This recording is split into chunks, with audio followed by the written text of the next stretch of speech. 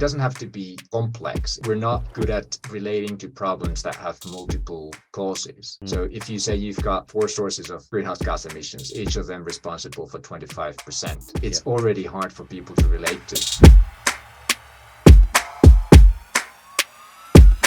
Welcome back, everybody. Rich Baker, founder of Collective Responsibility, here today with another episode of the Sustainable Ambassador Podcast. This episode, I'm joined by Lauri Myllyvirta, who is the lead analyst at the Center for Research on Energy and Clean Air. Lauri has over 10 years of experience as an air pollution and climate expert. He's led numerous research projects on air pollution, assessing air quality, and health impacts on the energy policies, including more than a dozen modeling studies on the air quality and health impacts of coal-fired power plants. I met Lauri actually, I want to say 6, 7, 8 years ago when he was in Beijing, working with Greenpeace as a campaigner and a researcher on these very topics. And he and I kind of had the shared experience of living through the smog apocalypse and kind of the worst ends of what China was going through. And it's really great to have him back to share his insights and expertise around this issue, but also around his own career development path. And so, Lauri, thank you very much for taking the time to talk with us, talk with the community. It'd be great as a starting point if you could introduce yourself and a little bit of the work that you're doing over there. Thanks, Rich, and thanks for having me. I'm Lauri Myllyvirta, the lead analyst for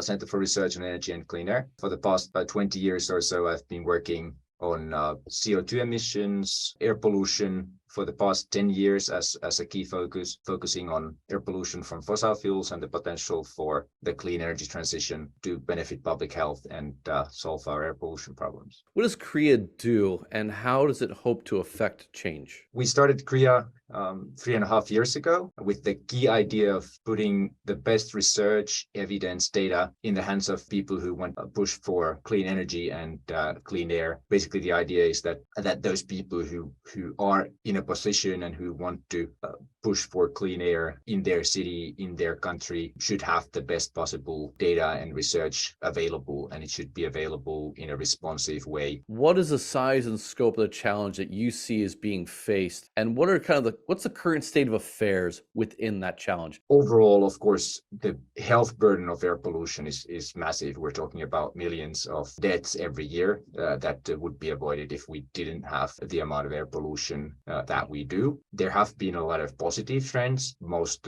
obviously and prominently China's progress over the past 10 years in reducing air pollution. Parts of India, for example, have made progress. So it really shows that it is a problem that can be solved. What are the root causes of it? What systematically is creating this problem? And what are some of the things that are happening most people don't understand or most people should know more about as you're tackling this issue? Persistent challenge with air pollution is it's hard for us to intuitively grasp the sources. We have a day-to-day experience of air pollution that is very convincing. So when we go from a busy street to a park, we can see that the air quality got a bit better. And so we associate air pollution with whatever is on the street. But that might just be a few percent on top of all the other stuff. So often when there are well-meaning attempts at tackling air pollution, they focus on things that are just a tiny bit of the problem. We're not really good with complexity. We're not really good with data sets that seem to have different truths. How do you approach that? Yeah, I completely agree. We're not good at it. It's not even, it doesn't have to be complex even. It's just that we're not good at relating to problems that have multiple causes. So if you say you've got 4 sources of air pollution or 4 sources of greenhouse gas emissions, each of them responsible for 25%, it's already hard for people to relate to. So I think it's about focusing the minds of enough people at the right time, at the right part of the problem. And of course, being honest, being faithful to the data, not making it all about that aspect. So in that context, what are the tools that CREA is developing, and what are the stakeholders that are most important to engage through this process? Well, our bread and butter is air quality and health impact assessment. So we look at any decision that is being made, any policy that is being considered, whether that's building a new power plant, a new highway, anything that would change the amount of emissions that goes into the atmosphere. We use atmospheric models to look at where that pollution would go or where it's currently going, what happens to it in the atmosphere, what's the exposure, resulting exposure to the population, and what are the health impacts that we would expect given all the other factors that are at play.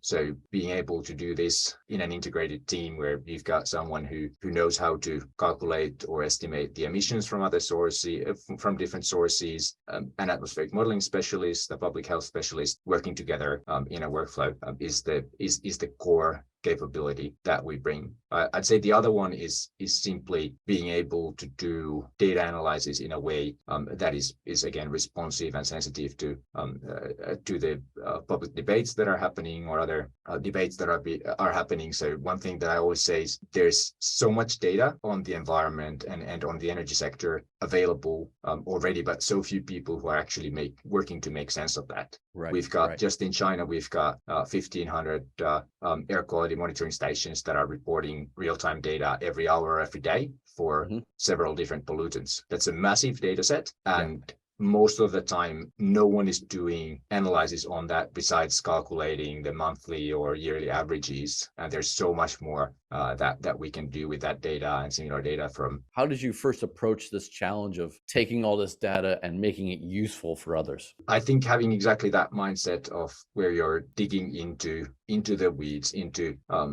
complicated data sets that few people know even exist. And you're also looking out the window, seeing what people are talking about, what they're interested in, what might in fact focus their minds or change their minds. That's very rare because most people are going to be doing either or, so trying to create an organization that does those things at the same time and spots you look at academic data sets that exist or government or whatever data sets that exist and ask, so who would this speak to? What can we do with this that would in fact focus minds or make decisions easier to make? Within the context of, I guess, of the challenges that are faced, what do you see as the role of campaigners and activists? Campaigning organizations whose sole focus is to drive change, to create awareness, I do think that they have a very important role. It takes a lot of work, a lot of communication to focus people's minds, even on issues that are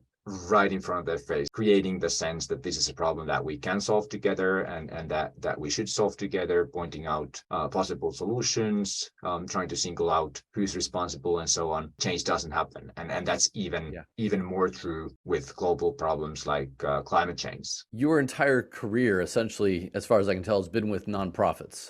Why is this the vehicle for you and the work that you're doing? I've just looked for places where I feel like I can really make a unique contribution. Most of the time that has meant working at nonprofits. What do you think of the positives when it comes to building a nonprofit career that are core to you? What are the things that you think are really valuable when it comes to working in nonprofits? One thing about nonprofits is that you can easily get a very wide view of different sectors of the society. I've worked very closely with policymakers, really getting perspective into how they view the world, the same with corporations, with philanthropic foundations and so on. So that having that experience can add a lot to your range of experience. I've seen you wearing hard hats at coal mines and things like that. Like, was that really helpful for you? Really know information, really know people, and have a good sense for what's happening on the ground? I started working on the environment and trying to change things in a small town in Finland when I was 13 or 14, handing out leaflets and organizing small events and so on. And I think that perspective for anything that has to do with communication, that has to do with understanding societal issues, I think is incredibly important, that if you haven't just been in the big capitals and watching things from a high altitude. What are some of the skills or tools or insights that you think are really critical to being effective in that role? I'd say that the most successful things that I've done have involved continuously speaking to people who are working on an issue, whether that's decisions about development pathway, the kind of electricity generation that countries are going to rely on in the future, or transport policy or whatnot. Really having an understanding of what are those issues, and then finding academic methodologies, research methodologies that can speak specifically to that debate. When did you even start your path in this? Like, what was there a moment you're like, hey, I'm going to work on the environment, like this is important to me? Where's the roots of this for you? There was a specific moment, which was the El Nino of 1997, 98. That was the first time, or something like this was really being pinned down to climate change. For me, in fact, it was the distance. I was living in Finland at the time, and the worst impacts were taking place in Indonesia, Southeast Asia, and in Latin America, Brazil, and so on. And the idea that our emissions from our lifestyles far up in the north would devastate the lives of so many people on other continents was really a moment that made it clear to me that this is what I want to work on, and this is what I want to try and address with my life and my professional life. So once you had that realization, what were some of the next steps? We started a local chapter of Friends of the Earth. A lot of it was talking about climate change, the kinds of choices and solutions individuals can make, what the government should do. One prominent campaign was Shell in Nigeria, asking people to boycott Shell because of the devastation that they'd caused in Nigeria. Yeah. Of course, not very focused because we were young and everything seemed so burning and so important, those issues. There was a campaign on debt forgiveness to highly indebted developing countries, collecting names into a petition. So it was in a small town very far up in the north, but still feeling like we had a stake and a very small role to play in some of those global issues simply by raising them and getting names in petitions. And what did you learn through that time, being, through those campaigns or through that developing that first group of friends to take on a global challenge that you felt responsible for, but maybe wasn't in your backyard? Well, I think the first thing that you think when you see something like this for the first time is that it seems so blindingly obvious that we have to tackle these issues. That of course there can't be entire countries whose development is crippled by unfair debt, or of course we can't mess up the whole climate system of the whole planet.